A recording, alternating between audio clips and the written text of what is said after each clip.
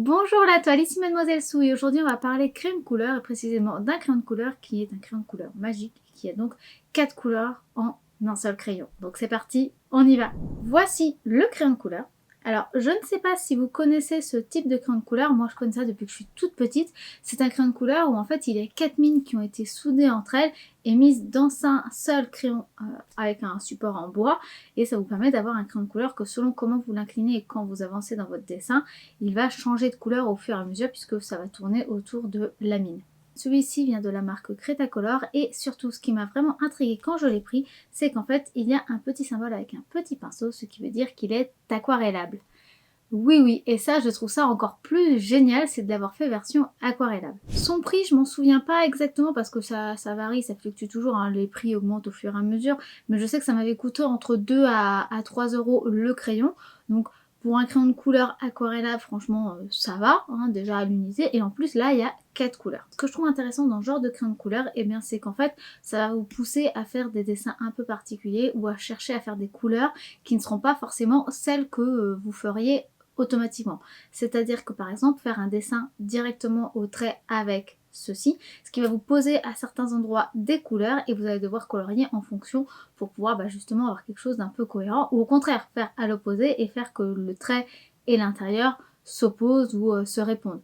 Donc encore une fois, ça permet de, disons, faire un petit challenge pour s'amuser un petit peu et essayer voilà, de nouvelles interactions de couleurs. Pour ce qui est de la présentation du crayon de couleur en lui-même, eh bien, je trouve qu'il est de très bonne facture.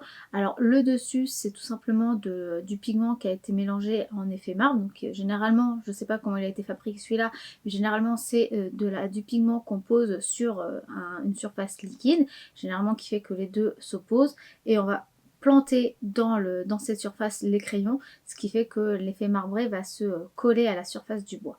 Alors après, exactement quels sont les pigments, quels sont les produits précis, je ne sais pas, mais c'est la technique du marbré.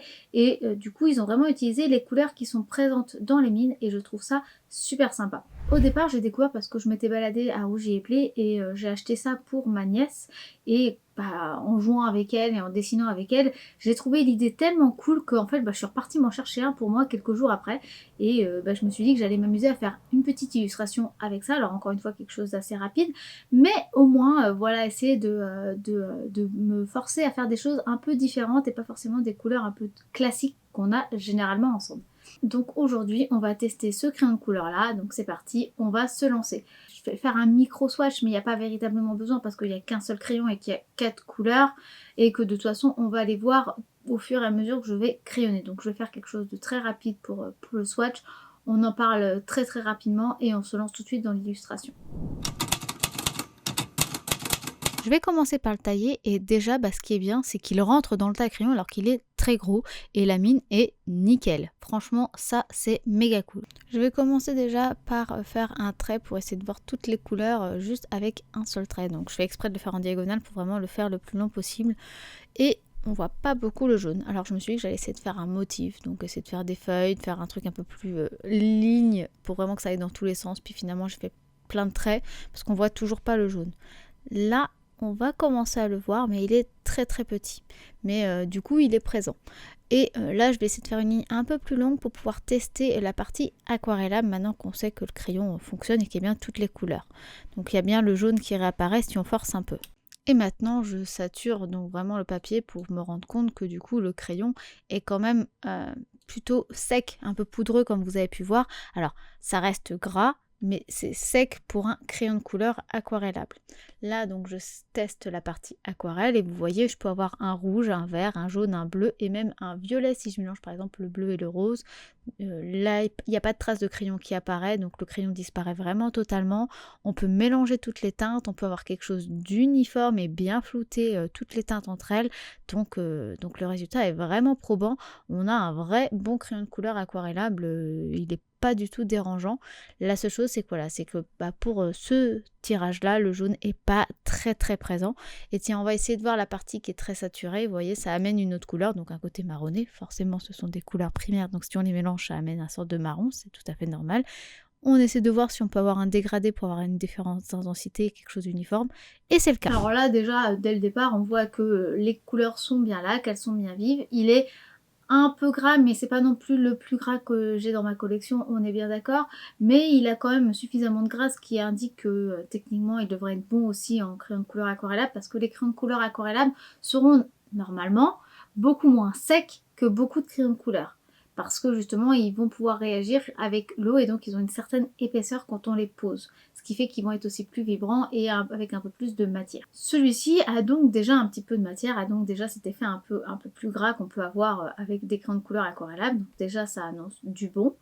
Et bien même en testant avec un petit peu d'eau, ça réagit bien, ça bouge bien. Donc il y a vraiment de quoi s'amuser. Donc on va pouvoir voir ensemble maintenant sur une illustration ce que ça donne.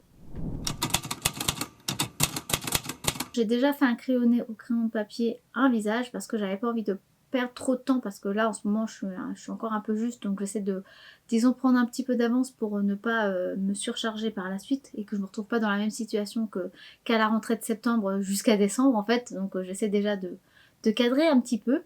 Et bah du coup j'ai fait déjà le crayonné du visage et donc maintenant je vais prendre ce crayon de couleur et je vais repasser par dessus en ayant d'abord gommé à la gomme de mie de pain mon crayonné pour qu'il n'y ait plus de carbone et que du coup ça soit cette couleur là qui soit visible ensuite. Pour ce faire, eh bien, je vais incliner mon crayon et puis je vais tourner au fur et à mesure et je vais vraiment bouger pour être sûr que les couleurs se mélangent et qu'il n'y ait pas qu'une seule nuance sur tout mon dessin en fait, pour vraiment qu'il y ait un peu de couleur un peu partout. Je commence déjà par le visage, donc vraiment au niveau du contour, donc faire le menton, la forme du cou, les épaules. En fait, je vais quand même essayer déjà de structurer un petit peu le visage, l'ensemble du personnage avant de rentrer dans les détails. De toute façon, c'est ce que je fais à chaque fois. Je trouve ça beaucoup plus pratique et cohérent et en plus, ça me permet déjà d'expérimenter un peu plus le crayon. Alors j'essaye de tourner régulièrement, mais c'est vrai que le rouge a tendance à prendre un peu plus la place et du coup c'est ce qui ressort le plus avec le bleu un petit peu.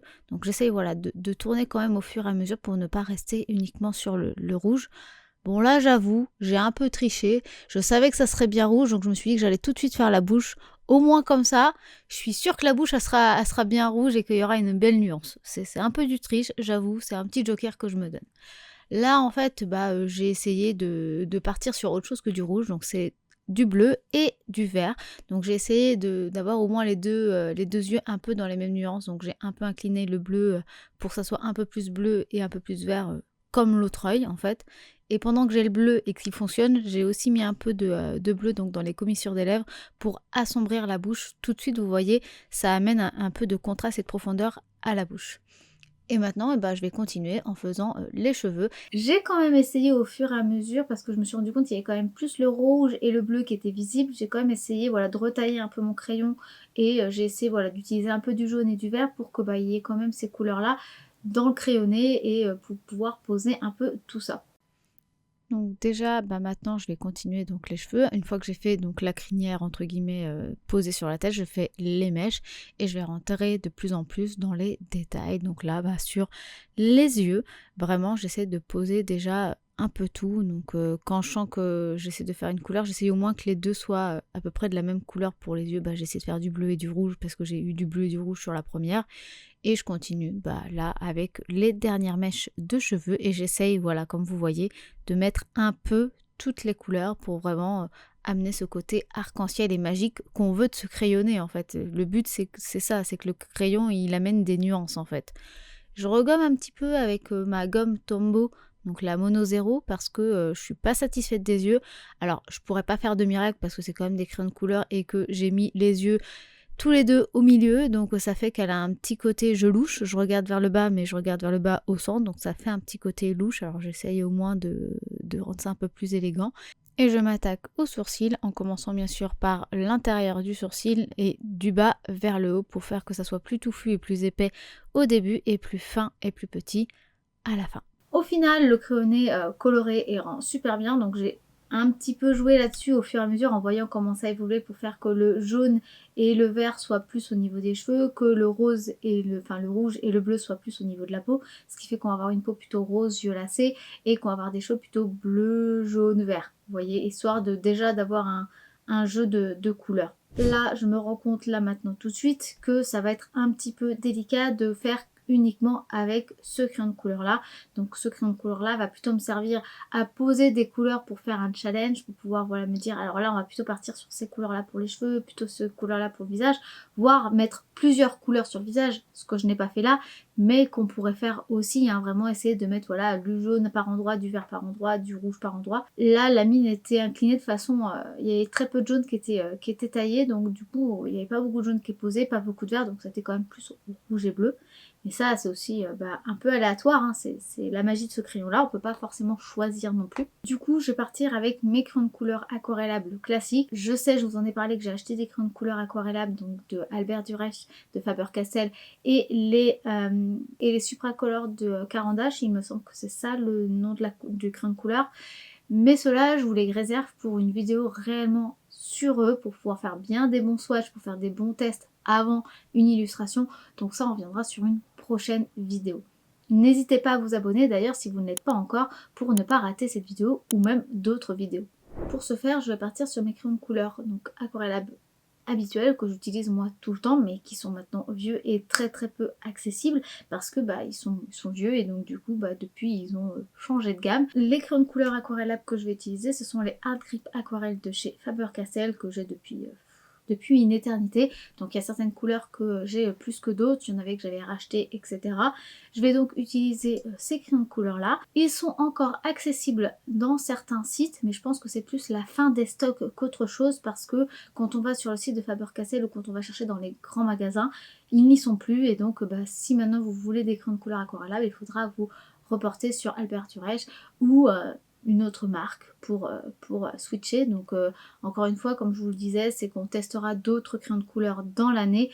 C'est juste que là, pour cette vidéo-là, on n'est pas là pour les tester, on est là pour tester ce crayon de couleur-là qu'on vient de tester justement ensemble. Et j'ai envie de finir l'illustration pour vous montrer un résultat quand même un peu intéressant. Et puis, ça vous donne quand même quelques tutos, quelques petites astuces pour faire une colorisation avec des crayons de couleur aquarellables. Pour ça, comme je vous l'ai dit, je vais me servir des couleurs qui sont apparues en utilisant le Cretacolor de 4 couleurs.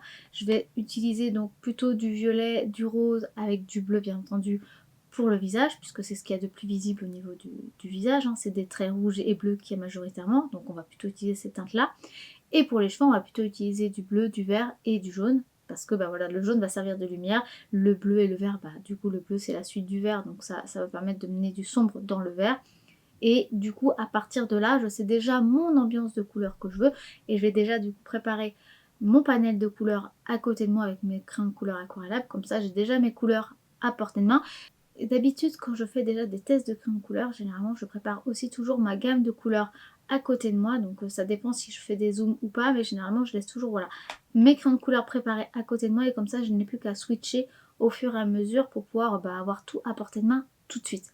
C'est d'ailleurs ce que j'avais fait sur les feutres à alcool et métallique de chez Action qui avait juste avant, si je ne me trompe pas c'est la vidéo juste avant, où voilà justement j'avais mis déjà tous mes feutres à alcool et métallique et pailletés que je voulais tester pour l'illustration que j'ai faite. Comme ça j'avais tout à portée de main, j'avais pas à rechercher dans la boîte. Tout était déjà sur le plan de travail à côté de moi.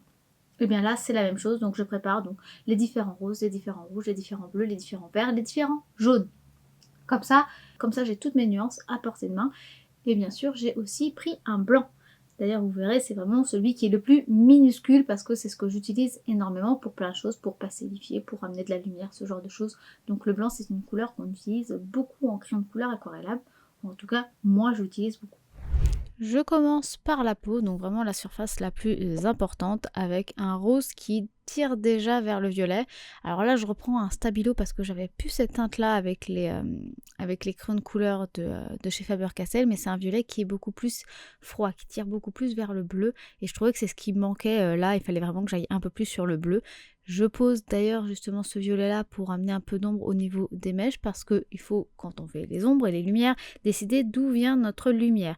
Et moi, ma lumière, j'ai décidé qu'elle venait de en haut à droite. Donc il faut que en bas à gauche et sur le côté gauche, ça soit quand même plus sombre. Donc comme ça, je peux placer mes ombres où est-ce qu'elles sont placées. Donc il faut que ça soit du coup plus intense et plus sombre, et donc aussi un peu plus bleu vu que sa peau est violette au niveau du bas gauche, et plus lumineux, plus rose en haut à droite.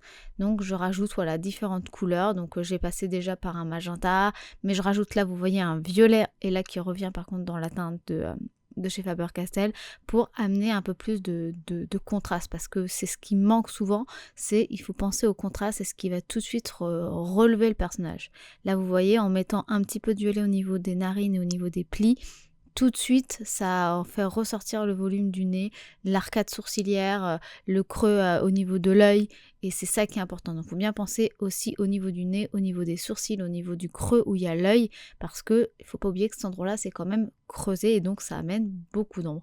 Tout comme le creux de la joue que je suis en train de faire, et les mèches des cheveux qui sont en train de s'envoler. Donc faut pas les oublier également. Maintenant, je m'attaque aux lèvres, hein, donc je vais rentrer petit à petit dans les détails. Je vais essayer de poser déjà pas mal de couleurs avant de me mettre à l'eau, où je vais après tout unifier. Et je refinirai ensuite avec les crayons de couleur, mais déjà je pose une bonne grosse couche de couleurs avant de m'attaquer à l'eau et donc à la partie aquarellable. Là, donc j'ai commencé avec un rose pour la partie qui va être plus claire, et je rajoute du rouge qui va être plus aux extrémités parce que je veux qu'elle soit vraiment pulpeuse, ces lèvres. Donc le milieu des lèvres, donc autant la lèvre inférieure et la lèvre supérieure, vont être beaucoup plus claires, beaucoup plus rosées, et au niveau des commissures, beaucoup plus sombres. Je pense quand même à rajouter, comme vous devez le voir, là un petit trait rouge au niveau alors je sais plus comment ça s'appelle, mais le petit creux en haut des lèvres, parce que ça fait une ombre puisque ça fait un petit creux. Là, je tends mon papier puisque je vais me mettre à la partie aquarellable. Mais par contre, pour ça, je ne peux pas tendre mon papier correctement parce que j'ai pas réfléchi au fait que j'allais devoir tendre mon papier, et donc j'ai mis de la couleur partout sur mon papier. C'était pas du tout futé de ma part, mais c'est comme ça, c'est un fait. Donc je commence avec un nouveau pinceau, un pinceau de chez Søstrengren, je vais y arriver. Et donc c'est un pinceau qui coûte vraiment pas cher, dans les 1 à 2 euros, et qui est en poil synthétique. Et écoutez, il rend plutôt bien, hein, au niveau de la quantité d'eau qu'il prend. Il réagit bien au niveau des pigments. Après, je trouve qu'il pousse peut-être, il absorbe peut-être un petit peu trop ou pas assez, je sais pas, mais il y a eu une réaction un peu plus délicate quand j'ai voulu manier les couleurs. Donc je sais pas trop si ça vient du pinceau ou pas, parce qu'avec ces crayons de couleur là, j'ai l'habitude, donc je pense que ça doit venir du pinceau. Mais en dehors de ça, franchement, il est quand même super maniable, surtout pour son prix. Là, vous voyez, je suis en train donc de bien tout flouter, et de flouter également les crayons, les mines du crayon de couleur magique, pour justement unifier tout, que ça soit pas trop marqué, trop net, et ça rend super bien. J'arrive à garder le trait mais délicatement, et du coup franchement ça rend super bien. Je suis très très contente de l'uniformisation avec l'eau. Ça ne bouge, ça bouge que si j'ai décidé que ça bougeait en fait.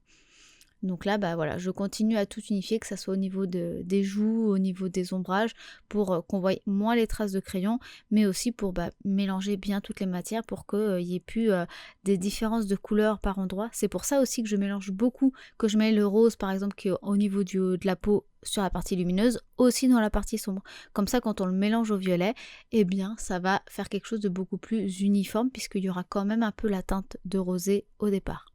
Et là, vous voyez, pour les lèvres, je mets d'abord une goutte vraiment d'eau au niveau du centre, et ensuite je vais dégrader le rouge vers la partie qui est avec l'eau, pour que vraiment la partie qui va être au milieu soit vraiment beaucoup plus claire, et que ça ne s'assombrisse pas trop.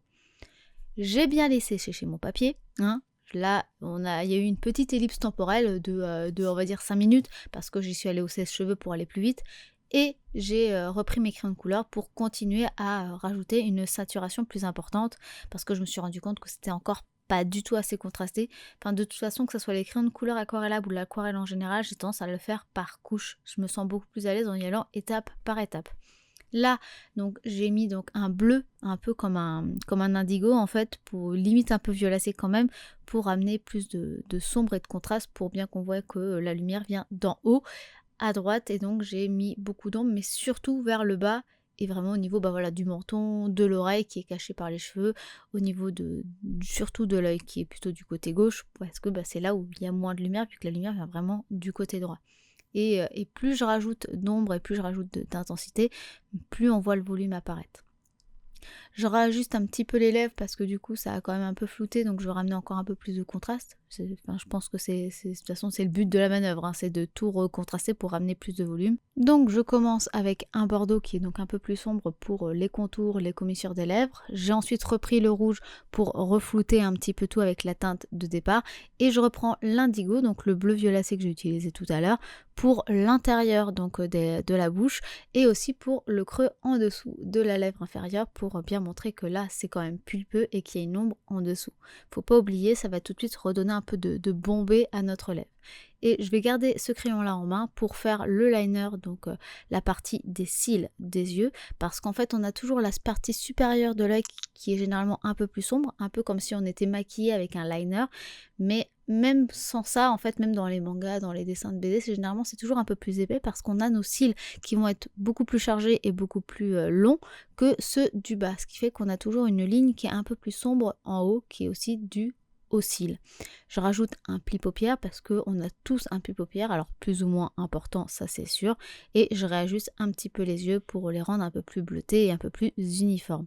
Je réassombris les narines et les plis des narines aussi, donc le creux et le pli. Comme ça, ça permet encore une fois de bien recontraster, remettre les volumes en place.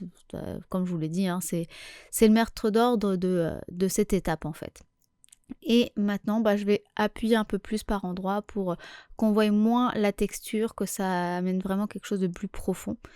Et une fois que tout ça c'est fait, eh bien je passe à réaccentuer tout au niveau de la lumière. On a fait le sombre, maintenant on passe à la lumière et donc je vais mettre du jaune.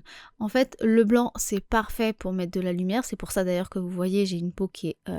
alors ça se voit moins sur la vidéo, mais c'est rosé avec beaucoup de blanc, mais je rajoute quand même du jaune parce que le jaune c'est quand même une teinte qui aide beaucoup à amener de la vibrance et de la luminosité, mais sans que ça soit trop clair. Et en plus de ça, si je décide de faire ça, c'est aussi parce que le jaune, c'est la complémentaire du violet.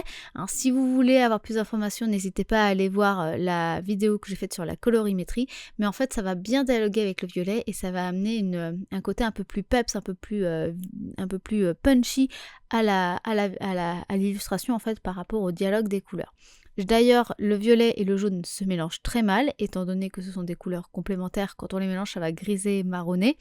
Donc, je l'ai fait au niveau de la joue, mais je me suis arrêtée vraiment à un endroit où c'était plus rosé. Ce qui fait que le rose et le jaune ne sont pas complémentaires. Mais je ne vais pas les mélanger jusqu'au violet, sinon ça va risque de marronner un petit peu trop la couleur et ça risque du coup de gâcher le dialogue de couleurs.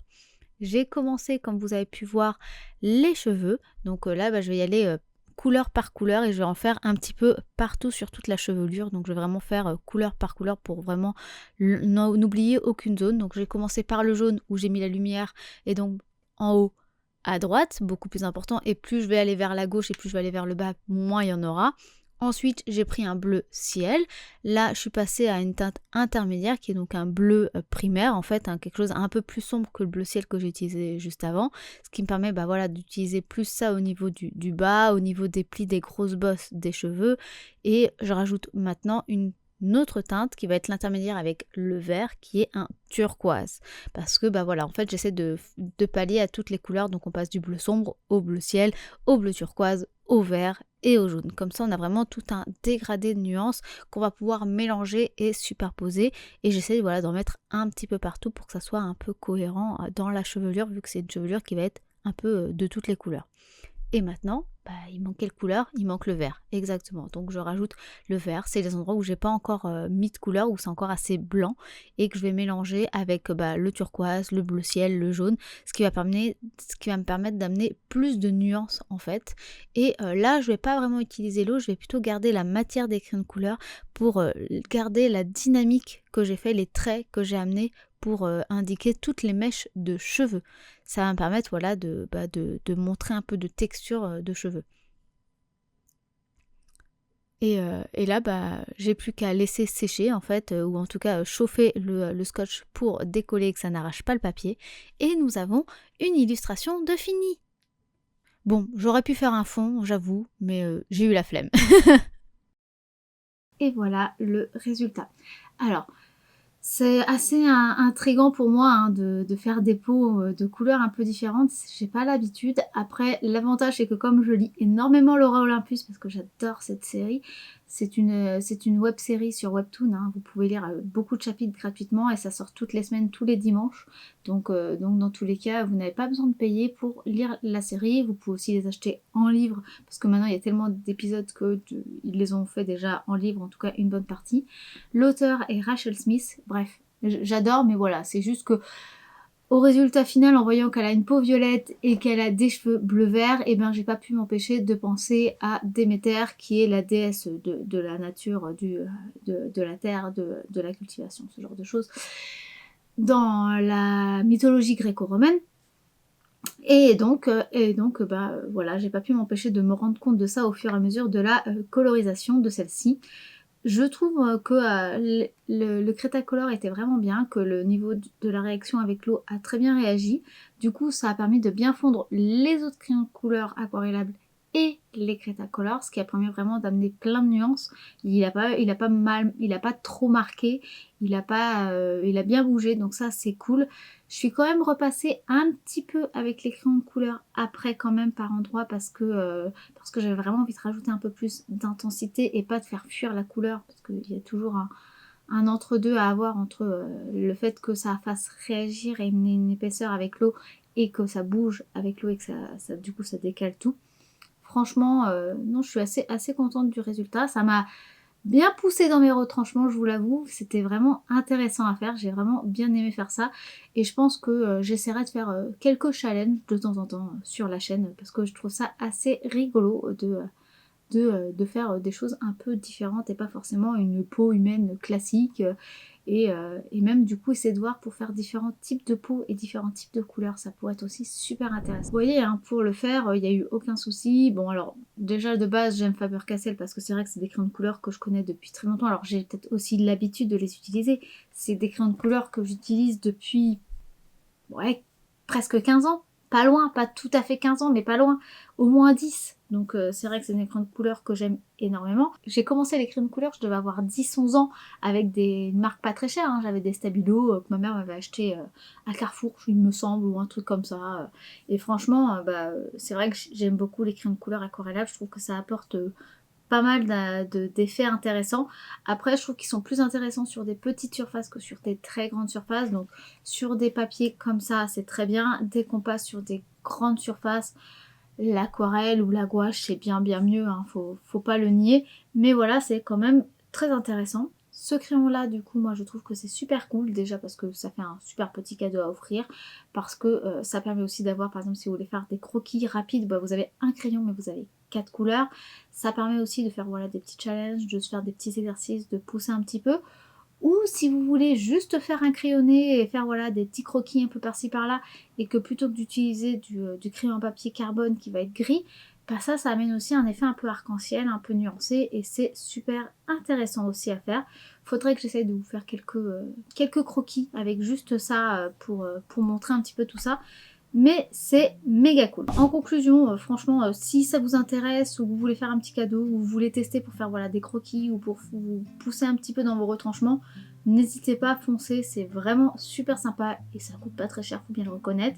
Moi en tout cas j'en suis super satisfaite et puis ça m'a fait un peu retomber en enfance parce que c'est quelque chose que je connais depuis toute petite, donc c'est vrai que c'était assez sympa à replonger dans cette nostalgie là. Si cette vidéo vous a plu, n'hésitez pas à la liker si ce n'est pas encore fait, vous pouvez aussi la commenter et la partager, ce qui m'aiderait un petit peu à faire connaître la chaîne et à me soutenir aussi tout simplement parce que c'est comme ça que fonctionnent les réseaux sociaux. Plus il y a d'interaction, que ce soit des likes, des coms, des partages, et bien plus la vidéo va être montrée par YouTube, par l'algorithme, et c'est comme ça qu'on fait découvrir la chaîne.